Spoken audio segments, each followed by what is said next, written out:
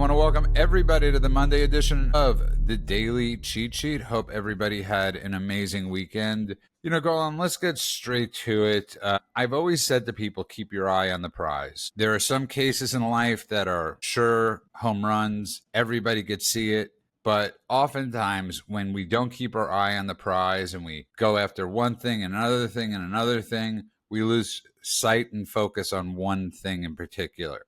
Tulsi Gabbard has brought up an insane thing that the Obama administration did that we all knew that she did. They have this right now. Eye on that prize. And the problem is when you have influencers, as you would, or other people screaming about 1,000 other things, we lose focus. And this is going to be incredibly hard to prosecute for Pam Bondi, just like Benghazi was for Trey Gowdy, who many think was an exceptional prosecutor.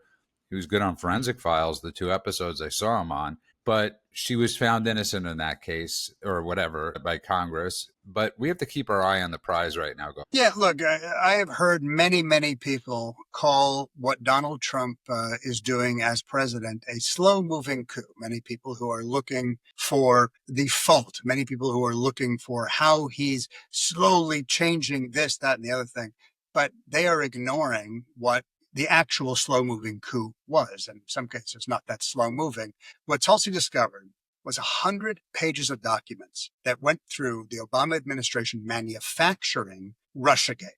The entirety of all the intel and everything else, the same intel, a community that briefed Obama and later said Russia actually didn't sway anything, including the 2016 vote. I'm going to quote Tulsi Gabbard. I call it the slow-moving coup. She called it the years-long coup. And everybody in the administration was involved. Now, did we know the details? No. Did we know that this was probably the case? Yeah, I think we had this in mind before the whole thing started. And right now, we have information that proves the stuff that we already knew. Whether there's going to be culpability, that's a different conversation. This is something that we talk about on a regular basis, where proof comes up. And if it's retracting information, you'll find it on page 75 of the New York Times. If it's actual legal accountability, for instance, for Brennan or for Comey or for Clapper, well, I don't think anyone is taking that seriously. I think that now we're in a world where they may have proof that they lied, actual election interference, and yet nothing's going to happen. That's my fear, but I have a bad feeling that's where we live now. I agree with you 100%. And Mend, I don't know if you did see that Club Random podcast I keep on bringing up with Bill Maher and David Mamet. But this is, again, Maher was saying about Russia's influence on the election and Facebook. And it's just night and day where he was 8 years ago when everybody was screaming about this crazy Russian interference. He couldn't even really say it, but he had to say it just because 60% of Democrats still believe that there was Russian collusion, man. Yeah, so it's important to clarify what Tulsi found. What she found was that the FBI did an investigation after the election, and they found no evidence of Russia tampering with the election. Nothing that would have swayed the election. I just want to, so we make sure that we have everything above board. They did find that Russia meddled, but just like Russia meddles in every election, just like many governments are meddling in everyone else's election, nothing out of the ordinary, nothing that rises to the point that it should have been mentioned. So it's important just to note that. Continue. Sorry. Yeah, and you're right. Well, the one thing that they actually did come out and state clearly was that there was no successful hacking in any of the election machines. So there was nothing like that going on. After that, they had another meeting with Obama, and the directive was given to put together a document on how Russia meddled in the election. So after they came out with evidence that there was no evidence, there was nothing there, they stated that clearly. They changed the report after giving direction by Obama to go out and find the evidence. And that's where it was born. They hatched this plot to essentially perform a coup on the elected president. This is after the election. So Trump wasn't in office yet. It's the last few days of Biden's term. And they orchestrated what amounts to a coup, treason. And I hope, so those are the facts. Now, the opinion is I hope that these people are brought to justice. I hope they're all brought to justice. I would love to see them all, one, make a public statement that they did that and then go to jail. That would be justice. That would be right. Absolutely. I agree with you 100%. That's never going to happen. But Golan, it also goes to show you how easy that regime without checks and balances how easy it is to manufacture and manipulate a case. Remember when everybody was screaming that Trump was crazy for saying that he was being wiretapped? Then we found out that he was being wiretapped. And Carter Page, people in his campaign, and he was crazy. I want people to tell me one thing Donald Trump has said about any of this that is untrue. By the way, this is a consistent thing these days now, because in America, justice isn't blind anymore. It wears a blue tie. Now, if you're on the right, they're going to look through your text with a fine-tooth comb.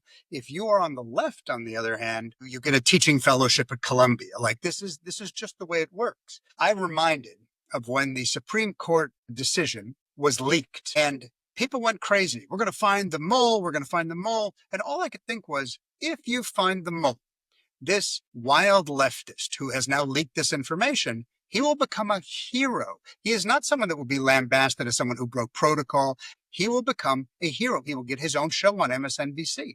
That is where we are right now. You can literally stage a coup with CIA memos, leak false information to the press. You can trigger FISA warrants and everything else, and you will retire as an analyst on one of these left-wing stations. That's just the way it works. And meanwhile, parents at board meetings are going to be labeled domestic terrorists. This is the world we live in now. That's why I fear that we will not see consequences. But that's why we do need them to be brought to justice. There's no reason that this Department of Justice does not bring charges against these people. It is a clear case, and they need to get the convictions. It's not just bringing the charges and have a sloppy case. They need to see this through. This needs to be a priority. Otherwise, it will just happen again and again and again. And there's no excuse. There's no reason that they shouldn't. They are in control. So Pam Bondi needs to get her act together and go after these people. The DNI, Tulsi Gabbard, put together the report, and now it's on the Department of Justice to take action. You're right. And she put together an exceptional report, and there's still more to come about this. But Golan, how easily we were duped. That's, again, I go to that thing. It's just so easy, especially when the media is complicit and people fall for these things hook, line, and sinker. I'm not quoting Trump, but he did say that regarding something else. And look how easy it was for them to do this. I mean, you space it together between, and you saw my post about this, but you take that and then you take 51 intel agents, and one really easy because it's a few people to get 51 intel agents to lie. That's a miracle to be able to put something like that together. It's essentially lobbying, right? You just have to go and see until you get enough together that will say yes, and you make sure that the ones you go to that say no can't say anything about it for one reason or another, and who knows what coercion tactics they have there. But it's still not a surprise to me. You know, the investigations have been open. I got to give credit for that at least, but no criminal charges are being filed. Right now, we're in a wait and see, a hold pattern. I think at this point, just the false statements to Congress alone should be enough to start moving, to Men's point, but it hasn't happened yet. And I wouldn't be surprised if it doesn't. I hate to say it. Well, I think to Men's point, something he's brought up on the show, and we'll move on after this, is Men brought up in Trump's first term, he should have gone after Hillary Clinton. That was a huge mistake in their first term. I get it. He was under every sort of investigation known to man. But when they didn't go after Hillary Clinton for what she did with the emails, that was a tremendous mistake they made. No, it is. It is. What happened is that you showed them weakness, and he also showed them that they can get away with it, which is that's the real issue. They got away with it, and they could continue getting away with it. So, I mean, if we're a nation of law and order, these things must be brought to the forefront and these charges must be laid. They need to go after these people. It's just that simple. And I know in the first term, Trump said it wouldn't be presidential. And he did it from a stance of like, I want to heal the nation kind of thing, which was very admirable. He never got credit for that. But I also think it was a bad strategy move. And then you saw what they did after that. Don't forget, it wasn't just him unilaterally making that decision. This is just like today when we're watching. You ask, why is it so easy, Judah? Here's the reason why it's so easy. Because if you are going to make some stuff up and you have people within the deep state that are going to back it up, and you have the press that is willing to put it out to the world, and you have all the pundits and the NGOs that are willing to say whatever you want them to say to back that up as well, By then the you way, can just so make you know, I just anything want to true. say, Golan, people use that word a lot, and a lot of people don't know what NGO means. It just means Non-governmental non-governmental. organization. What it means is basically an organization that represents as if they are governmental. They're doing good on the world stage, Human Rights Watch, Red Cross, other groups that are Like trash fires of nonprofits, humanity. right? Like Yeah, they're not nonprofits. nonprofits, but they're not all nonprofits. But yes, essentially nonprofits that are doing things on the world stage, and they usually are allied with or working with governments, but they're non-governmental. Okay, simple. So, but if you have that entire ecosystem, then why wouldn't you do it? It's like stealing a car. You already have a chop shop that's going to take it apart. You already have someone who's going to sell the pieces on the street. You don't have to think about all that. So all you got to do is steal the car, and the rest is taken care of. And the reason I'm mentioning it here is Trump thought in the first term, I am part of an ecosystem. The president is meant to be part of this system. And therefore, I am going to listen to my FBI director, James Comey, who said Clinton was extremely careless, but no reasonable prosecutor will bring a case, right? No clear evidence. Don't do it. Don't do it. He said there's a lack of evidence for criminal intent. He said it would be, like you said, there would be political fallout, all of these things, because he was working with an ecosystem of people who were giving him recommendations. And then he was using that as a filter to what decision he was going to make. He just didn't know that he was, in this particular case, kind of the useful idiot in the room, where everyone was using him because he trusted them. Now he knows better. Now he knows to clean house. Now he knows that even the people that are right around him, he has to sometimes question, which is why Tulsi Gabbard did a wonderful thing here. But a handful of weeks ago, Donald Trump was saying on the record, I don't care what Tulsi Gabbard thinks, because sometimes he has to make his own decisions, like you were talking about with Nixon. So if you realize you're part of an ecosystem and you are the only one who actually knows all the moving pieces, great. If you don't, then you're stuck. And he was stuck last time. This time he's not. So, Mend, last week, the Jews' biggest supporter, Marjorie Taylor Greene, decided to come out with a bill that cuts Iron Dome funding by $500 million and went on a whole rant about getting $300 billion back in funding.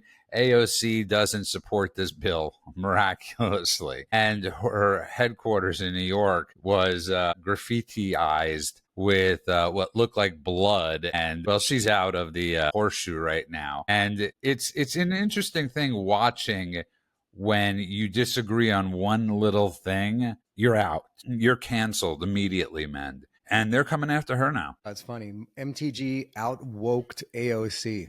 That's a good feat. My stance on all foreign aid, I think we should end it. We should not be giving any foreign aid to anybody. It's tax money. You're forcing charity upon us. I'd like to give charity. I'd love giving charity. I think it's a beautiful, honorable thing to do, but you shouldn't be forced to give charity. And when you force tax your citizens and then you give that money away in charity, not okay.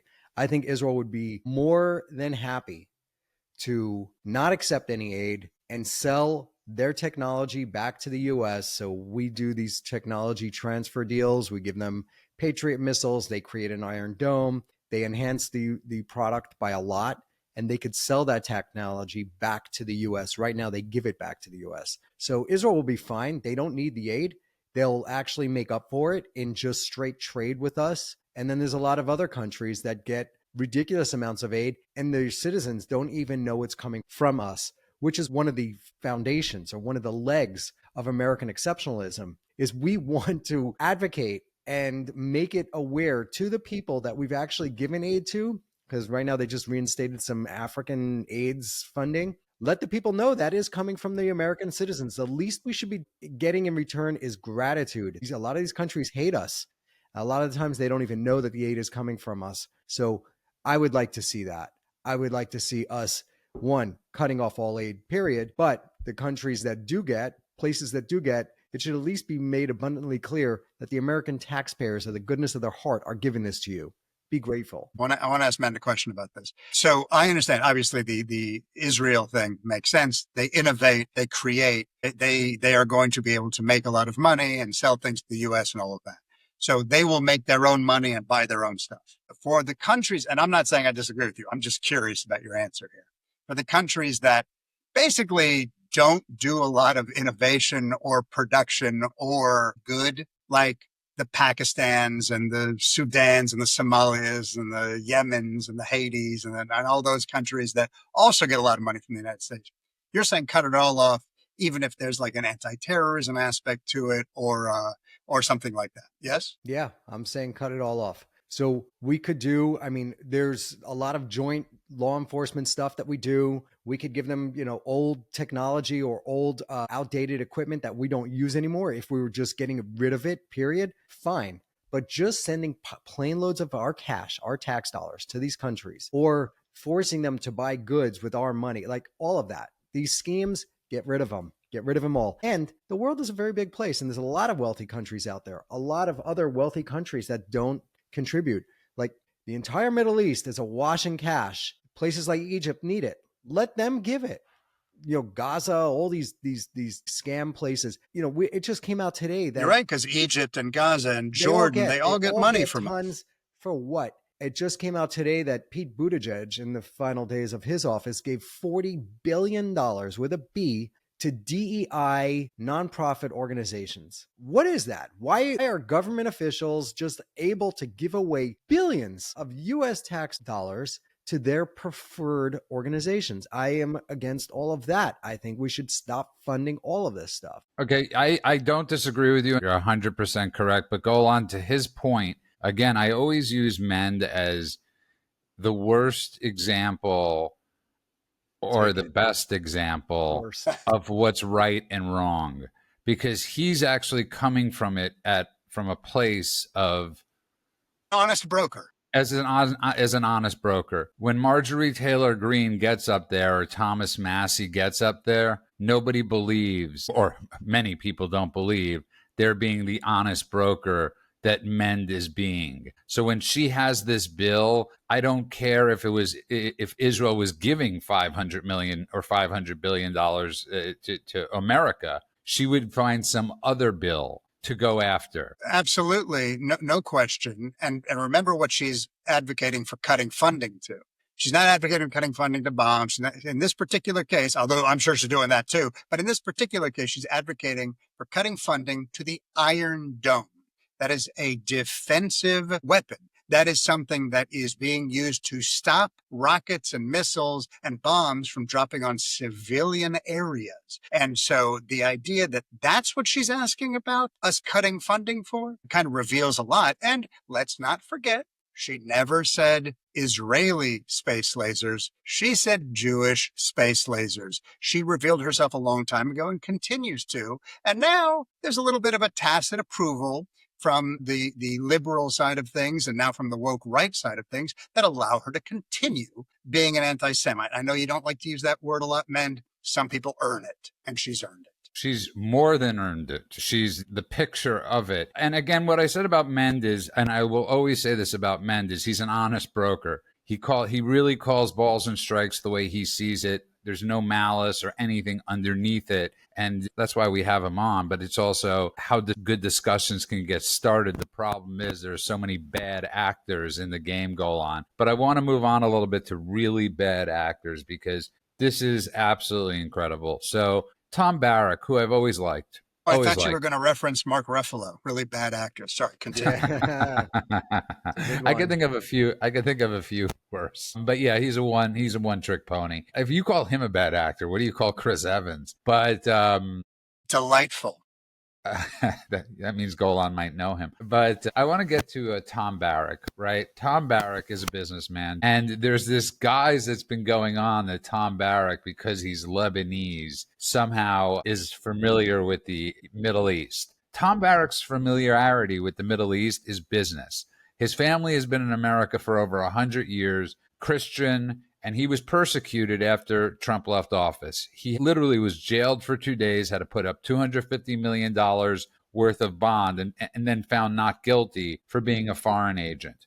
I like Tom Barrack. I've always liked Tom Barrack. But Tom Barrack right now is the U.S. ambassador to Turkey, and he's the special envoy to Syria. That is like being friends with the fence and being friends with the robber. Go on. That is what Tom Barrack is doing right now. Look, this is not the only person I would say this about in the administration. Tom Barrack is not a diplomat. He is a real estate mogul and a good one. that doesn't make him a regional expert on anything. He is a fine networker. And if his job was to go out there and make friends and glad hand and bring in new allies, I might even say great idea. He's a guy who walks into a room, now can identify who the best person to go up and talk to immediately is. But that doesn't give him any geopolitical depth. And his entire Middle East expertise is built around, like you said, business with the UAE, business with Qatar, business with Saudi, and he's basically going to the top of the heap. He's talking to the royals. He's not doing anything with the people on the ground. He doesn't really understand the tribal politics that go into all of this. So I understand why Trump likes him for the same reason he likes Steve Witkoff. Good at business, even though I don't think Steve Witkoff was actually as good at business in the end. But these people are actually kind of making mistakes over and over again. Now, it is yet to be seen whether Tom is going to make the same mistakes to the same extent, but he is already set up in the same way. Because if he doesn't understand that it is a war zone soaked in ideology, blood, and generational trauma, then he is missing the bigger picture. And you need to understand that bigger picture if you are going to operate in that region in this position. So I'm not crazy about it. And man, obviously, I didn't preface this story with what we were referring to with Tom Barrack, but it's with this animal monster who's leading Syria right now and is in charge of a genocide right now. And the only people to come to this defense, and listen, I get it. People online keep on bringing up this fact that nobody's talking about the Druze, but everybody's still talking about the Jews. So just so people understand, Israel has come to the defense, as we brought up last week, of the Druze. They've supplied the hospital there with tons of medications, tons of treatment for the Jews that are being raped, murdered, tortured. Tom Barrack is like, it's not as bad. I mean, I'm paraphrasing. It's sort of let it go. And that's what a lot of people are saying right now, sort of let it go, except for Rubio, interestingly enough. Rubio is one of those people that realizes what's going on. I don't know if he has enough political capital to go against the administration, but this guy is an animal, man. What's going on in Syria is truly frightening. The Israelis did initially come to the defense of the Druze when they saw ISIS, Al-Qaeda fighters all descending on this village. This village is 3/4, I believe, of the Druze population. So if they have their way, they will annihilate 3/4 of the ancient people who call themselves the Druze, Druze. There was an American who was there from Oklahoma, and his entire family, including him, his name is Hossam Saraya, a guy from Oklahoma, went back to Syria to visit his family, and they executed them all. We're looking at the video online. So it's truly frightening what's happening there. I don't know enough about this guy, but what's interesting is that initially Israel came to the defense of the Druze, and then America, the United Nations, everybody came out and admonished Israel for getting involved in that area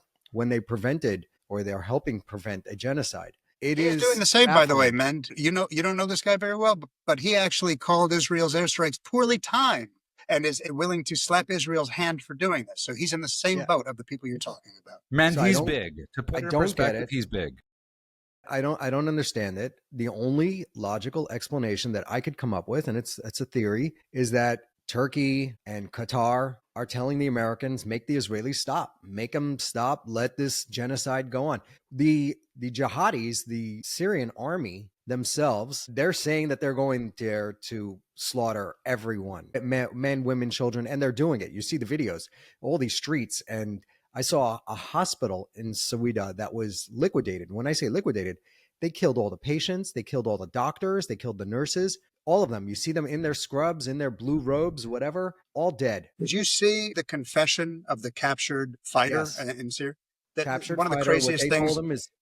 They told these guys from the generals, so from the army, from the Syrian army, which has all of these fighters, and official. And we talked about who the fighters in the Syrian army are. A lot of them, a huge number of them, are not actual Syrians. They are Uzbekistanis, they are Chechens, they are Uyghurs, they're radical Muslims from across the world that have descended on Syria and that poor country. I saw a little girl just being beat up. Little girl, like in her house. Her parents are probably killed right there, and she looks terrified, and they're just smacking her around. And I'm like, this is a child. What are you doing? So, and for America and our ambassadors and everybody to come out and say, don't do that, I don't understand it. It makes no sense. And I can't understand what type of deal would supersede that. What That's the point, deal do you have in the men. works that makes genocide okay? Men, that's exactly the point. I'm glad you brought that up.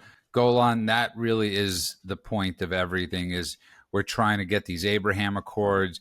I can't believe I'm about to agree with Laura Loomer on something, but whoever told Trump to take that picture with Al-Julani, whoever told him to take that picture was out of their minds. It's the same people that took that photo of Bush going over New Orleans after Katrina. That person should have been fired. Whoever said good idea to see shaking hands with this guy. Go on. I just want to say this so people understand two things. The reason why we're discussing this is, and it's so important is because these are our new allies, supposedly. So I get it that there are people that are America first. They're going to say, why are you talking about something that's 6,000 or 7,000 miles away? But these are our new business partners. Can I tell you one other reason why it's not a bad idea for us to be paying attention to it? I'm going to go back to that captured fighter and his confession. He said, not only, okay, we took this many cars and this many people and we were told to kill everything that moves, age didn't matter, murder everybody, all of that, and to pose as if we were tribes. They dressed in certain dress to make sure that Israeli airstrikes wouldn't target them because Israel does their best not to hit civilians. Hear that, everybody? But the last part of his interrogation is when he said, and we were told after we're done with Syria, next is Tel Aviv, then we're going to liberate Jerusalem, and then we're going to take on the rest of the West. So this is something that we should at least be aware of because there are situations where something may start far away and then eventually objects may be closer than they appear. Well said. And, Golan, the other thing is, and I've said this for a while, I'll continue to say it, and it might not be politically correct to say it, but most of that region, if not all, did not have the Enlightenment period. So basically, with this new leader of Syria, have you ever seen the movie Caveman or Bill and Ted's Excellent Adventure? They're essentially taking somebody that lived in a cave, or they're taking people they brought from like the 1700s or the 1600s and saying, you're the new leader. He's an absolute stone cold mass murderer. There's nothing else you could say about him. He's a former, obviously, a big time ISIS guy. And Al-Qaeda. Right. And men brought it up when he said the head of Turkey spoke to him and said, put a damn suit on. And they put a suit on him, and all of a sudden he became a leader. This guy is not a leader. He's a vicious animal. And we really do have to watch who we do business with. I get it. We want the Abraham Accords and we want the flyovers and we want the money. This guy's not the right guy.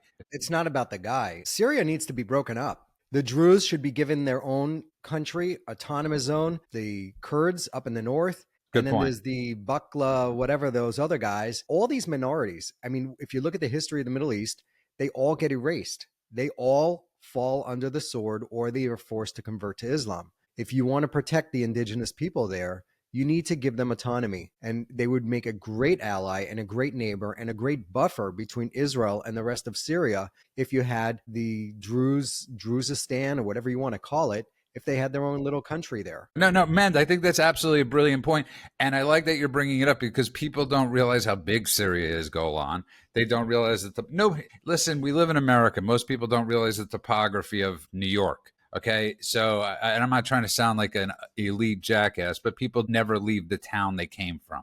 Most people seriously never leave the town they came from. So what we're talking about is on the other side of the planet for the most part, Golan. And it's a very scary thing. People still have so much of Iraq and Afghanistan and the mistakes we made over there. And we have to be able to get past those mistakes because we're now trying to do business in that region. And that's why I keep on bringing back to men saying, I don't get it. It is about money. It's always about money. And I want the Abrahams to achieve. We all do. But you can't achieve it with somebody like this. Well, it reminds me of the old adage that if you get with somebody who already has a boyfriend or a girlfriend and they cheat on their boyfriend or girlfriend to be with you, now you're together, why are you going to be surprised when later they cheat on you? You already know who they are, right? So this is exactly the same situation. He's shaking hands with this guy who was Al-Qaeda or ISIS and all these guys that are, like you said, barbarians, bloodthirsty murderers and rapists and all the rest. And now he put on a suit and suddenly he's whitewashed. So now we believe he won't do the thing that he was already doing. There's a great meme about him right now. The first one is him wearing his old traditional garb. And it says, let's not talk about my terrorist past. And the next one is him in the suit. And it says, let's talk about my terrorist future. This is exactly what's happening. So I don't understand why anybody would be shocked by this. I think men, and actually I think all three of us have mentioned when it first started, how is this a good idea? Like, better than Assad is not a benchmark. And we're exactly where we thought we were going to be. I love that line. Better than Assad is not a benchmark. Man, I want to touch on a couple final things before we close, because you brought up something that's extremely important that, of course, will get buried, is the $80 billion budget that Buttigieg had, and $40 billion at least of it going to DEI. And everybody wants to blame. Here's the major issue. When you take over corruption, you're stuck with that corruption and what it has caused. That's the crap that the next president always, and Trump has had to clean up so many messes. And 80%, that's the employment. They were 20% short in the airline industry. 20% short. That is a hell of a lot. And who knows who they were hiring, man, because of their DEI practices. Waste $40 billion hiring DEI. We saw in California with the fires what happens when you hire 3 lesbians to run the fire department simply because they're nothing against lesbians, but specifically because they are lesbians, because they fit the box. What happens? He didn't just spend it on DEI. He gave it out in DEI grants. So that means that could have been a couple of $1 million to a little business that's had some DEI focus. It could have been a whole bunch of nonprofits that claim to be DEI focused. Here's the problem. And I'll take the other side of the argument and I'll say, look, in order to end racism, we needed to do DEI or whatever. You need a fund. You need $80 billion to be given to these Black businesses. We end racism. We had a couple that the majority of Americans voted for, a Black couple that was worth about $2 million to their name, that the majority of America voted for, put them into the office. Upon leaving office, they're worth $500 million, and they're still claiming that they're the most marginalized and victimized people in the country. So there is no amount of money, there is no amount of fixing, there is no amount of anything. I see you've been listening to Michelle Obama's podcast, man. So, I mean, that woman is just an insufferable, and they all are. That's the deal, is that just like you can't be woke enough, where AOC is now getting her office spray painted because she didn't agree with them on one policy issue, she wasn't woke enough. You cannot be anti-racist enough. Anything you give will just perpetuate this thing. And as Morgan Freeman once said, the best way to get rid of racism is to just treat everybody equally. You don't have a Black History Month. You don't have a White History Month. We are Americans. We have America Month or whatever. Hence, American exceptionalism, what we started. We want everybody to be loud and proud Americans. I agree with you 100%. Go on. You wanted to add something? It's not bad enough that the grants went where they went and the money went where it went and all the focus of the DEI and the recipients that received it and all that. What's worse to me is that essentially we were lied to. As a country, as a people, we were lied to. Why? Because they kept saying to us, we are going to take 150 billion of this money and put it towards infrastructure. I'm using one example here. Okay. Well, that sounds good. There are crumbling bridges. There's potholes that need to be filled. Buttigieg isn't great at filling potholes, but maybe this time he'd get it done. And it turns out that without us realizing it, 55% of that 150 billion was going towards DEI programs. To Men's point, you don't know where it was going. The city of Atlanta, they said, oh, we're going to give you $12 million. What's it going to be? Oh, well, I think we're going to do something for the airport. And no, turns out it was centered on underserved communities. And over and over and over again, we saw this bullshit. Okay, go on. This is the Geldof effect. Okay.